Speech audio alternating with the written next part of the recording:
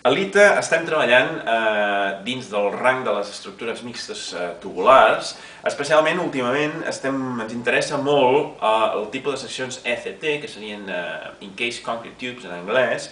Són seccions que emulen el comportament dels ossos humans, perquè alleugeren la part central i per tant són molt eficients en termes d'esveltesa i de comportament mecànic.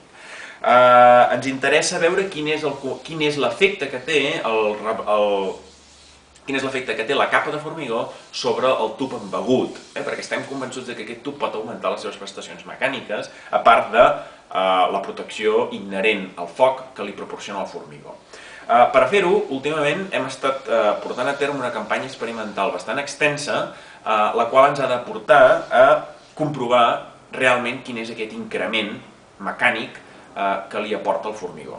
El nostre objectiu principal és el d'innovar des del punt de vista tipològic i de portar noves solucions al mercat per a arquitectes i enginyers en el camp de les seccions mixtes tubulars.